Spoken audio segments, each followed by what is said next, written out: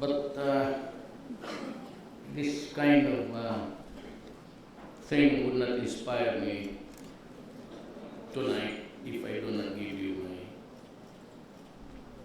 sentimento ko sa buhay. You know, I was studying and lived in a dormitory. And every time we get our key from the pigeon hole, it looks at that statement was in says that I only pass through this world but once.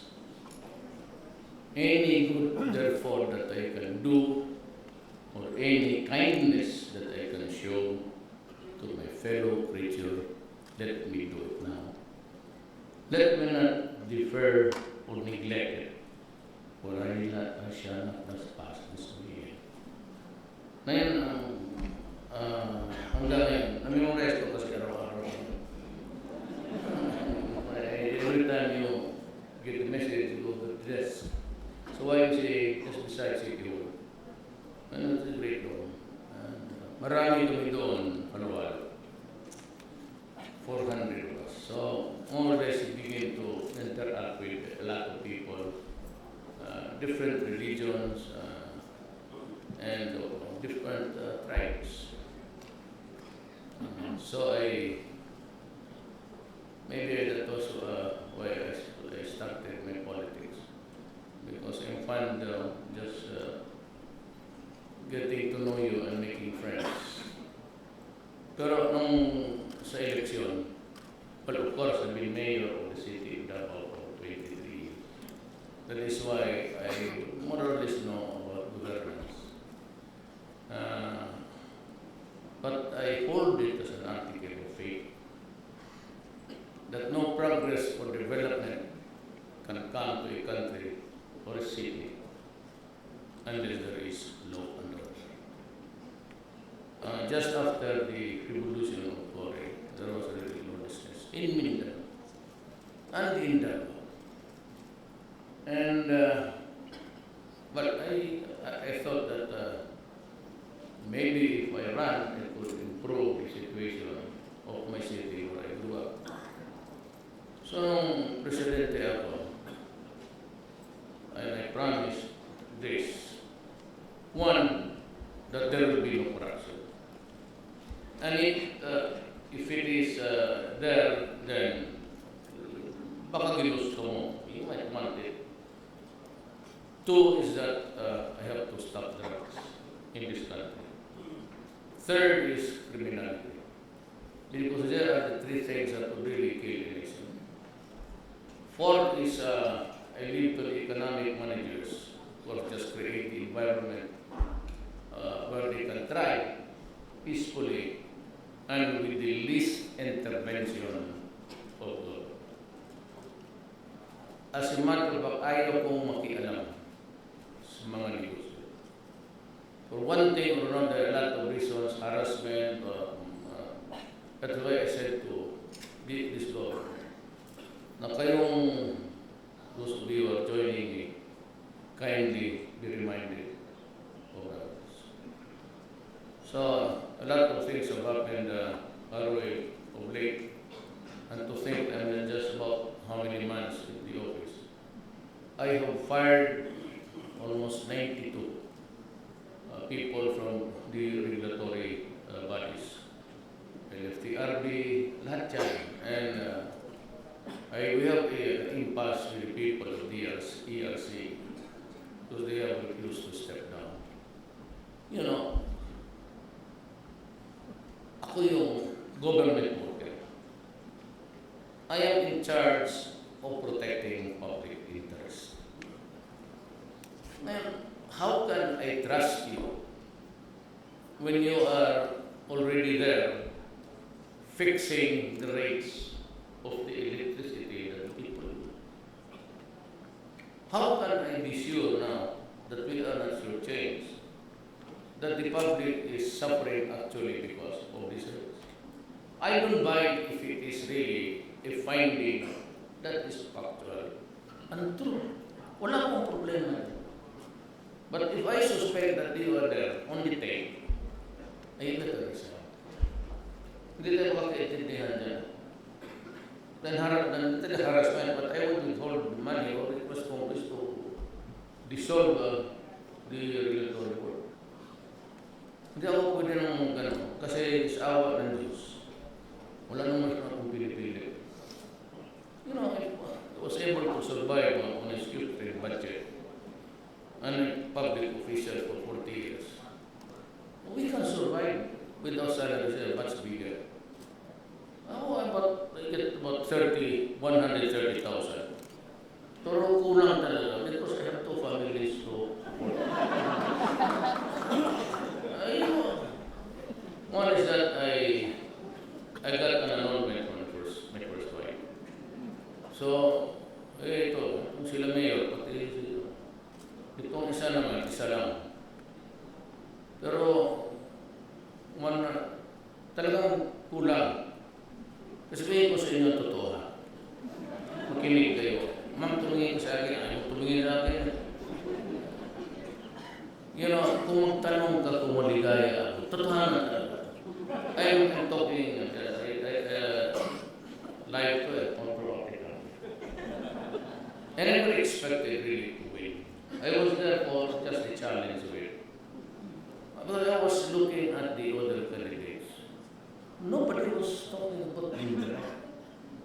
The serious problem actually is Mindanao. Because if we don't handle it very carefully, this country will end up dismembered. Maniwala. Kasi sinabi ko isa ko, you have to finish this. So, nagsabi ko sa kung paghulog itong helicopter na ito, tapos na ang lahat. Magkakaproblema na tayo. But because I said I was able to talk to Iswari, although he's outside of the country, he's really taking stock of everything. Okay, he's willing to talk to us. DMI, we're having the first round officially next year. With Sulu here, secretary sa peace process. At I hope I said that before the year ends, something concrete and positive will come out. And ito ang gusto kong sabihin sa bayan. You have to heed us, people, guys from Mindanao. Because we're telling you the truth. You have to really transform this country. One of a unitary type, so much control, is like the imperial throne because down the line to the last treasurer or to the last assessor comes from Malacañan or from the civil service, whoever wants to get appointed. Kailangan mo lahat na pati yung pera namin. And the fact is talagang it is not divided equally. Of course, we are not as prosperous as the other places of the Philippines, but still taxpayers are contributing now. Remember that 54%, not export, that 54% of the total export earnings of this country comes from it. So, pagka gano'n, then re-election, dito, a favored few, and they elect the president in this. They meet in 1 and 4 and 5. So, mahirap yan. Because in the system, no fault of theirs, but you decide because nandito lahat.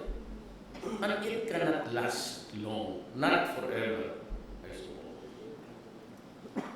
Maniwala kayo, kasi pag hindi, talagang there will never be an end to violence. Why? I'll tell you. What's the secret? How to understand it? Actually, this started. They are not playing rebels, just rebels because they don't want to fight. Tatanong, ano na sila? Bakit gustong patayan na? You know. And even scholars of the Moro. This is actually a Moro nationalism. People of Mindanao with Muslim faith are Moro. Ito sila ang nauna sa Mindanao because 100 years before Magellan landed in Leyte, bringing with him the religion, Christianity, Sulu or Mindanao were already converted to Islam ahead by 100 years. So when Magellan forced his way into the country and subdued us, we got a nice place because they found in Mindanao, just like the Americans, that there was no typhoon. That fact of being knowledgeable in the wind currents, alam na nila noon. Kasi walang bagyo dito sa Mindanao. That is why when it was opened by the Americans, got to Mindanao because it is the land of promise. Actually, it was just a slogan name. Before dito kasi ang Europeans, centuries ago, and the huge map of the Philippines was here. And they divided Mindanao, and I cannot blame them because there were no people at the time. Yung dito mga Tagalog ang nabigyan. Pare, we're trying to divide Mindanao. You might want it 24 hours, di ba 24 hours ng 7 instead. Those are pati yung Torrance type. Was introduced by the Americans. Now, early on, they wanted to develop the Americans, but they could not find the workers because the Moro would not want to work for the Americans or Caucasians. And rightly so. The Moro really said that you are invading my country. And so they revolted against the Spaniards. The most that they could do was really yung Spaniards to build the Fort Pilar, to stop the inroads of the missionaries coming from Malaysia, Indonesia, going up to Mindanao. Yun ang nangyari. So they fought the Spaniards, they fought the Americans, and they are fighting us. Why? Because of this nationalism. Kanina itong Mindanao. Walang Kristiyanos noon. Everybody, anak ka ng whether the Muslim, the Moro daw is Kalagan, Kagan, Sama, Puluhano, Tausog, Mindanao, Irano. So the guys are all Muslims.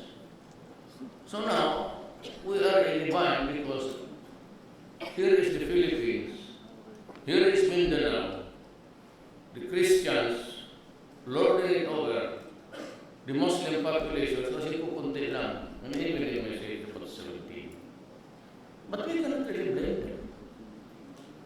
And so we have to ask for an arrangement where we can live peacefully and live comfortably.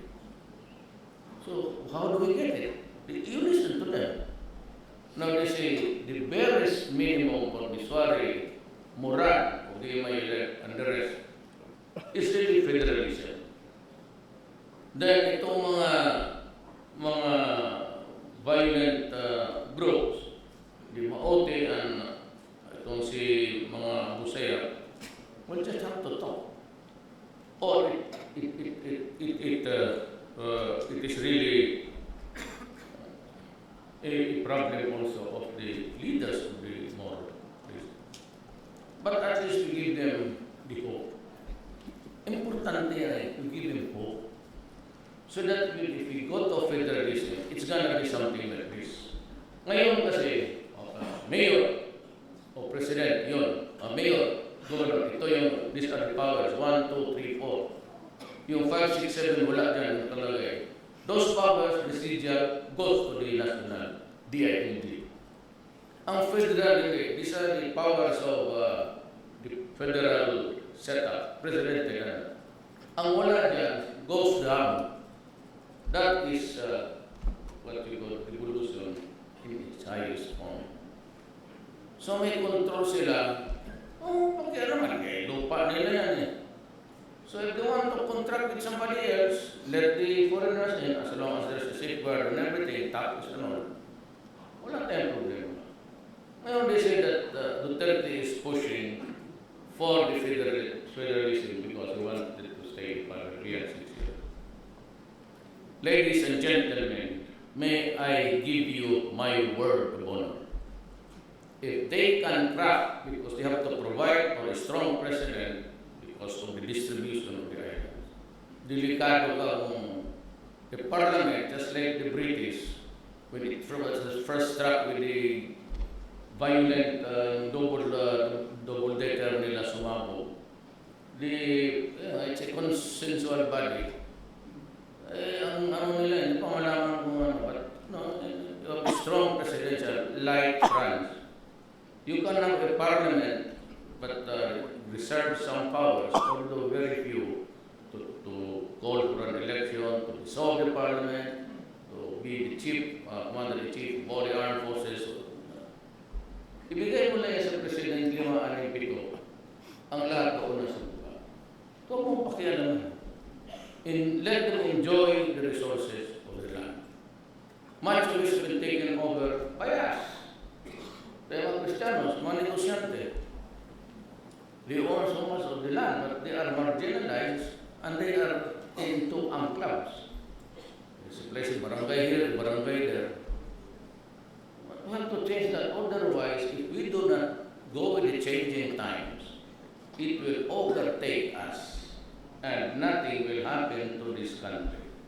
Now, as to the question I said, I am trying to figure out how to spell.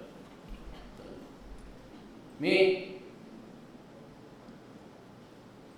if you can craft the federal type government next year and submit it to the people for ratification, whether you really, and if it passes the verdict of the people, I am going to step down.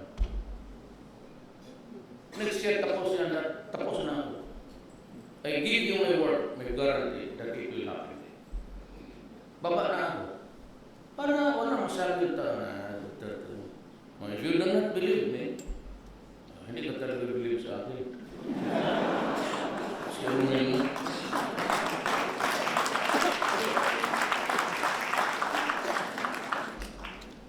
actually, pero kung magandang babae ka, hindi kita hintuan. Hindi mo ako sagutin. Ma'am, pag hindi mo, patayin kita. So, ganun, I leave you that message. It's actually immoral. Yan yung mga abusador as the fringes of a violent world. These are not really the activities, the core of the problem. Core of the problem is we have to have a balance here. The fact that they are willing to go federal means to say that they will accept us. That they will accept hindi ako kasi ako mistiso. Ayan, I'm half Chinese, marunong akong Bisaya yung tatay ko, Cebu. Pero I'm giving it's not ambition. Wala akong ambition. Really, if you ask me sabihin ko, may I pour, ito sentimento. If they are really seriously happy, are you happy? Yes, ma'am. She was with me for the last 30 years. Sayang sa tayo. Ambisyon sa Rodrigo na, am I happy with this? I will answer you this. Hindi ko kailangan ng trabaho ito.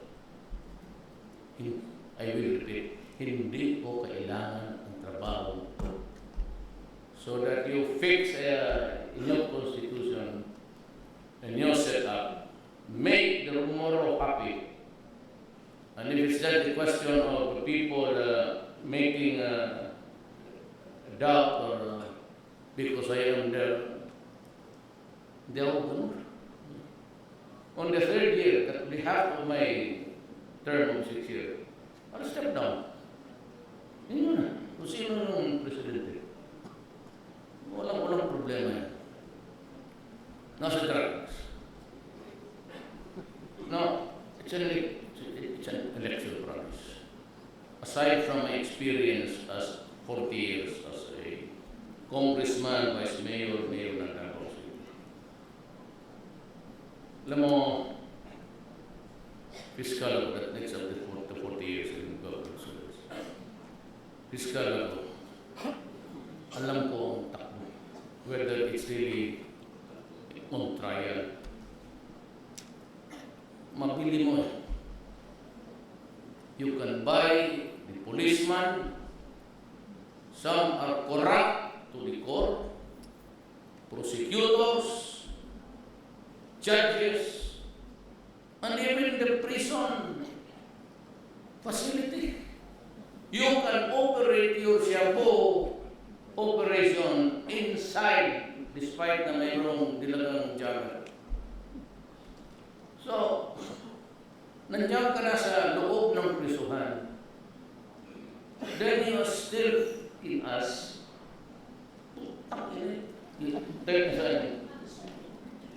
Ito marami rin ito, pero marami itong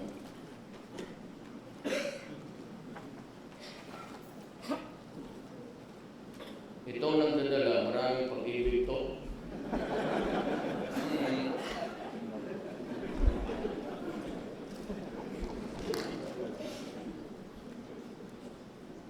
Look at it. General law. Statement of assets and liability, 100 million. Kasi matyaga daw sa negosyante. Ang ulot pakapon pa, milyon pang. You know, ladies and gentlemen, this is the drug industry of the Philippines.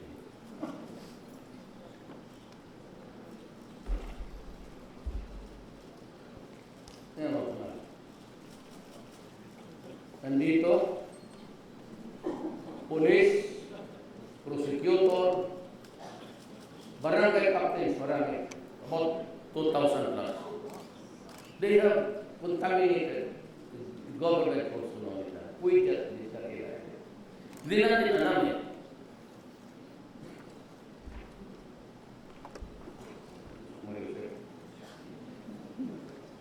Elected public official.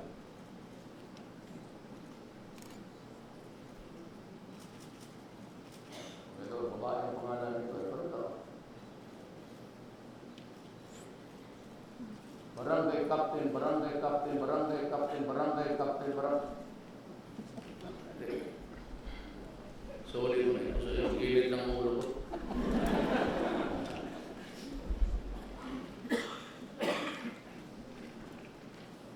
Salamat ha. Ibang yan.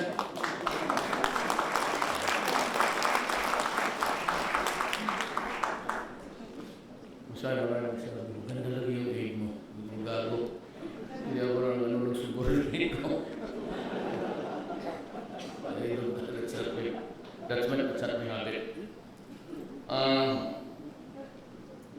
Ito ngayon ang human rights. Well, perfectly all right to criticize me. The first survey during the time of General Santiago Peguet at 3 million. During my time, I'm still counting. Hindi ko pa release because I'm hitting the 900,000 mark. I know that I will breach that number before the year ends. So, another 1 million. So, dito muna tayo sa 3 million. Andiyan na yan. Itong 100, itong 1,000. Sabi ko, when I became president, you stop it or I'll kill you. Do not destroy my country. do not destroy the young, because you will deprive us of a generation of Filipinos. You do that, I will kill you.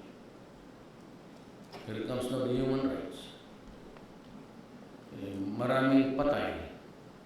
Actually, surprise of all surprises, we did not begin to operate until after I was 2 months in the office.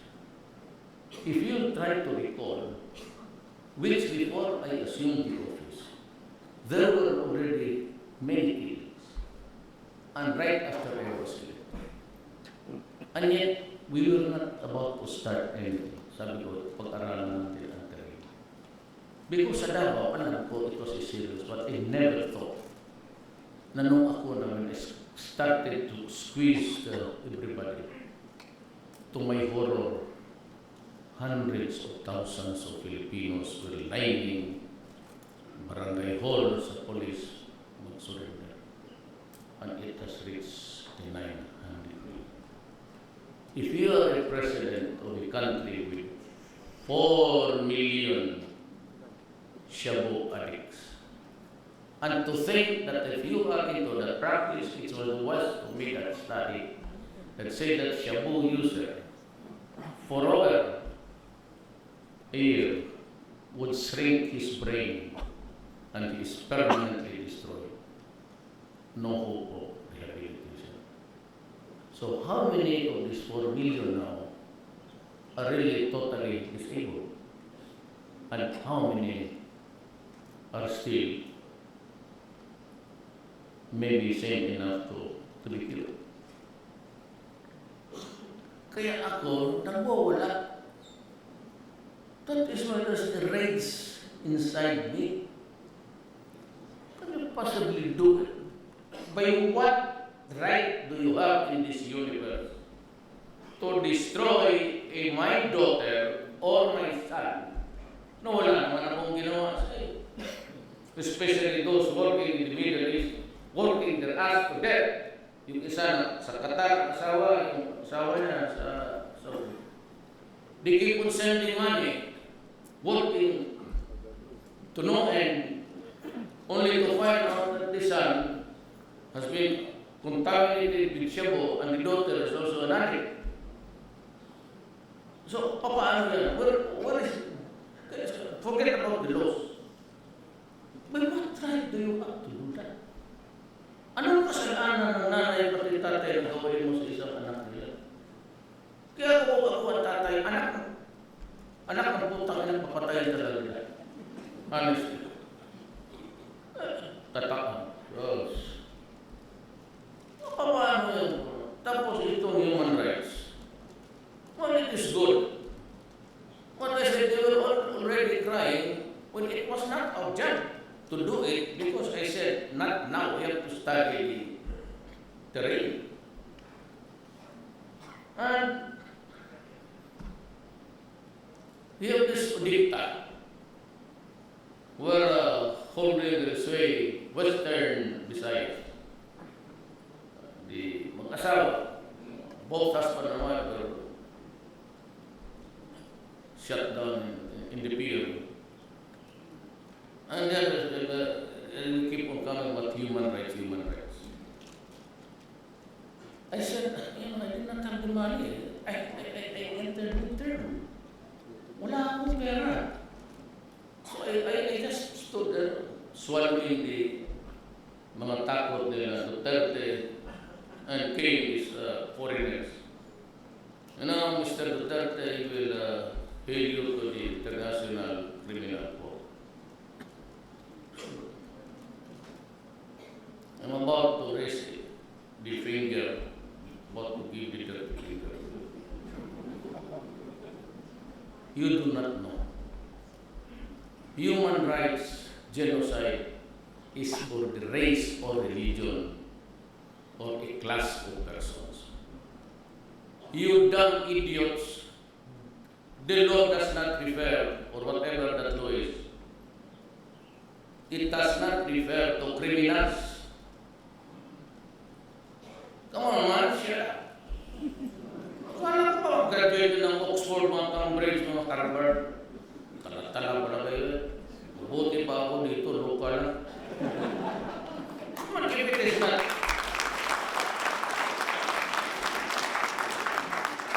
is not a crime in my country to say, if you destroy my country, I will kill you.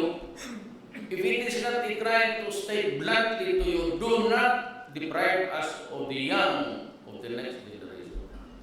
It is not a crime to say that. Who are you, stupid fool, to say that to me? Yung mga EU, mga abogado nila, that this mayor has been hired openly to kill criminals. Ay, guys, shut up. Yeah, do your work. Walang pakialam sa inyo. And this rapporteur, we threatening to come and come. I said she wants a one-on-one meeting. No.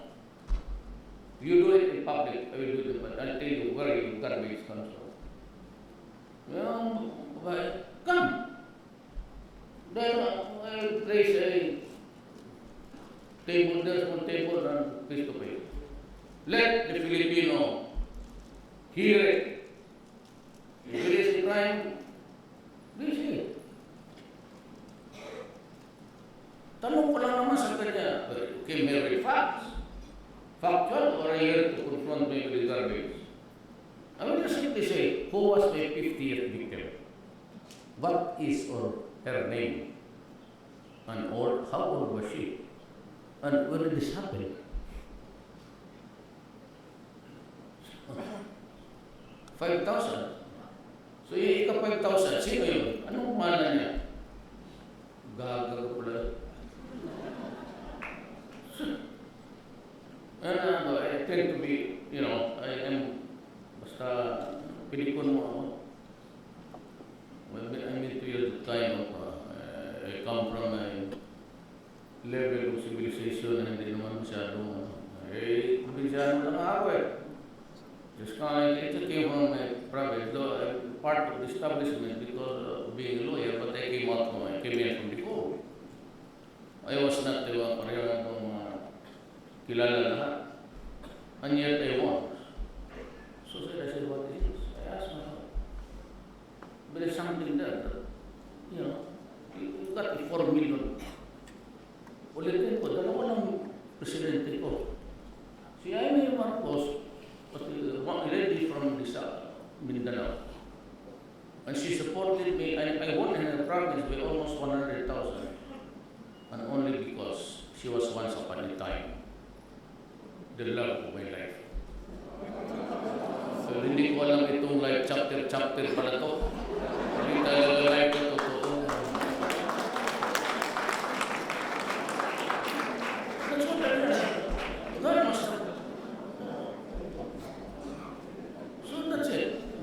It will continue on criminality. Itong mga kidnappers dito sa Malacañan, because Shabu is on the way down, it's slowing down a bit. Yung mga happy with the business of kidnapping, mostly Chinese.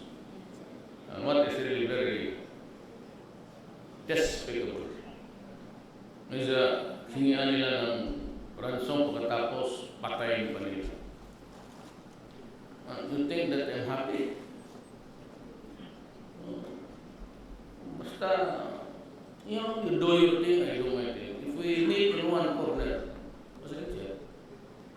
Ganon ang Pilipino. No, I'm trying, kasi I'm serious as I can ever be. Kayong foreigner dyan, you are better off going to the communities, telling them, stop it, because you lose not only your part of your life. Ang again is, you want the killing stop, or tell the Cebu producer and runners, stop Cebu, and there will be peace in the land. You continue with Cebu, I will not. Until the last pusher, I said, is out of the streets, until the last drug lord is killed, it will last till the end of my term of 6 years. If I get to resign, to step down, or if I am assassinated, go ahead. If ousted, impeached, go ahead. As long as the people would know that I gave up the presidency, not because of corruption, because I was desperately trying to help my country preserve its future. I have no plans of mine. Personal plan. If you ask me if I'm happy, is happy to be president, I'll answer, I do not need it. And so for the businessman, all you have to do is to assert. If a son of a bitch will tell you, demanding money, sampalin mo, and make an appointment with to Bongo, and I will take care of it. Whoever it is. I fired the other day 2 commissioners of the immigration. And to tell you, they were my fraternity brothers. Talagang, wala akong gawa. Dapat kayo dito. Huwag na kayo kung sa ombudsman ng Zumba. Diretso ko sa akin. Patotoo. Honestly, patawa ko dito. Sipain ka sa harap mo. Then I will demand for resignation. Pag hindi, I will treat you as a drug pusher also. Ito. Ganun na lang. Ganun na talaga ang style ko rin sa Davao. You know, Davao is hitting 9. The highest growth in the Philippines. 9. Why? Well, because Davao is peaceful. It bloomed, flowered into something really big. There's a shrine there, a mountain actually. Then if you are there, the video, you can look at your right side, and that would be something like the west and the east, dito, Kitamon Development Area. So everybody is happy, and there is there's enough job that you cannot find anymore. Because the plumber has to be a plumber. Cannot be a carpenter. The carpenter could do the carpentry works. Most of our skill. You know what they say when I go there? Mayor, we're just hoping and praying that someday, if you can fix our country, that you can go home and work there and be without children. Every time I hear those words, every time I take off ako galing Laos, Vietnam, I know ulit not for the so many guys there at Aeroplano.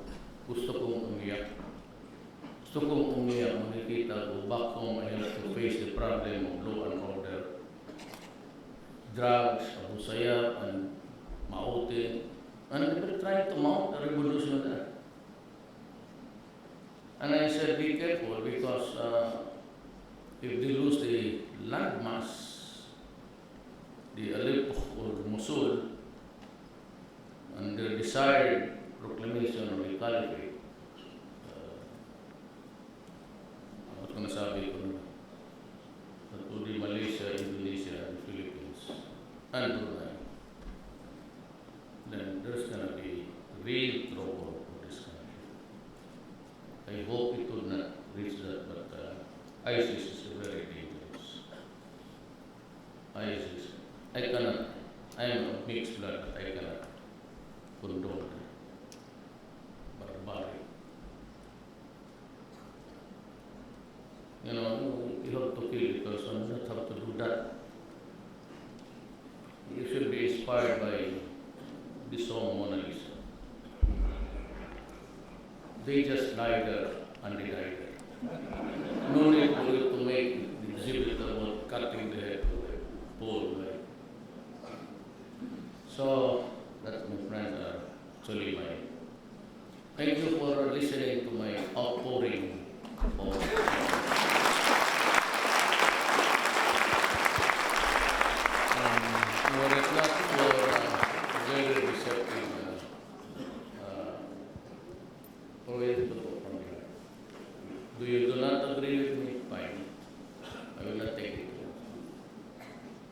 do not engage myself in like question of law.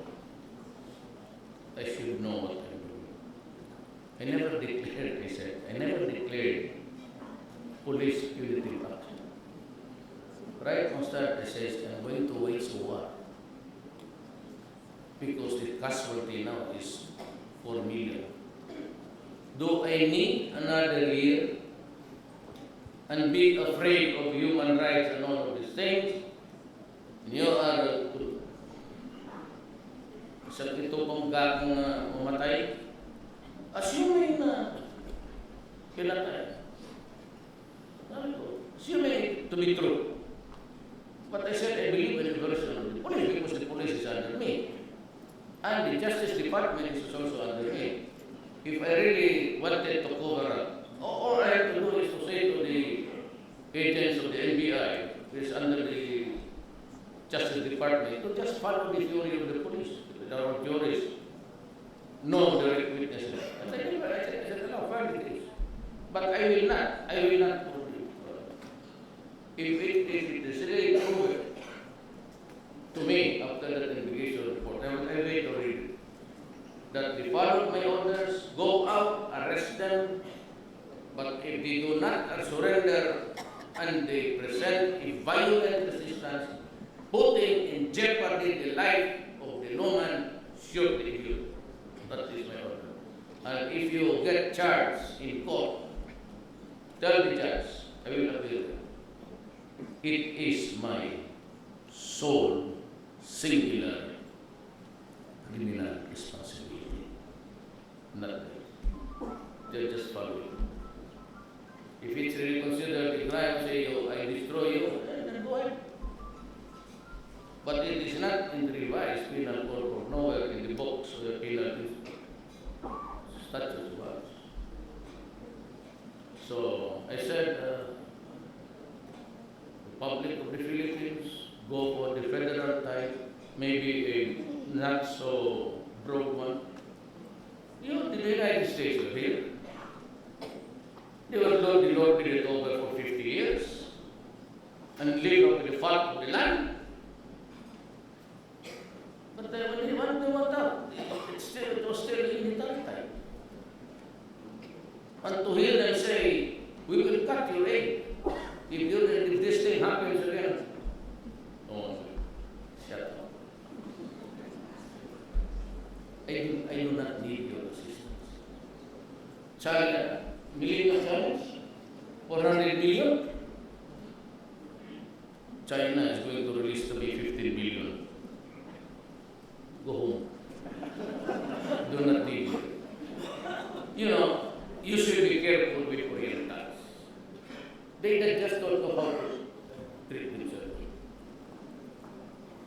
When you tie when there is you say, we will not give you the consequences. You are pictured, it's a Visayan idiom. I don't know if you can understand. Patay gutom. Patay gutom is you're dead because you're hungry. We don't care if you are dead because you're starvation. It's actually a slur. Do not, when you are dealing with Christians, with due respect to the ambassador of the United States, you're dealing with Christians, be careful of your language. You cannot do that to the Japanese, and to the Koreans, and to they're feeling insulted. Why do you say, we'll cut your radio? Just say outright, please stop, or this. We are members of the United Nations, correct? Okay. You guys put your complaint there for the violations of the lost scrolls.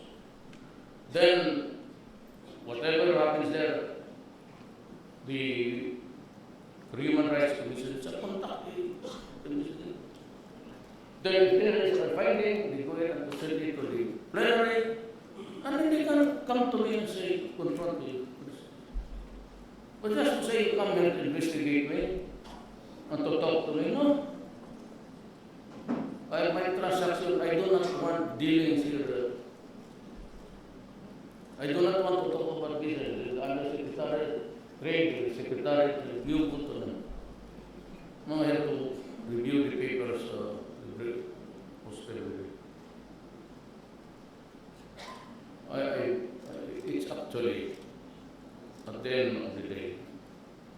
say to you, it is deep. Just because there are human rights violations, we do not say that you will never have it. We do not need it. But bakit sabihin mo pa? Mr. Duterte, this continues, you lost your assistant. It is actually an insult. So I hope that we can understand each other here, and you guys. And there will never be a time that I will allow government people to go into your pockets. That's why I ordered the arrest of Jack Lam. I really did not know what was the case against him, but he was talking as if he was everybody in government was in his pocket. And so I called him, arrest him. For what? Whatever. So that he was going to fly out. He will rot in jail. And I said, but there is no charge, no, never mind. You arrest him. Good. And may I say also, sorry for my bad words. I was not disciplined enough by my father and mother. But do not consider me, let us not kill each other. I am a worker of government. I never said a word about me as president. Never, you have never heard me say, well, as president, I say as a worker of this government. But when he elected as president, I have to do this. Because I have to protect the Philippines. I have to preserve the country. It's actually a self-preservation thing. It does not need any constitution to say to protect.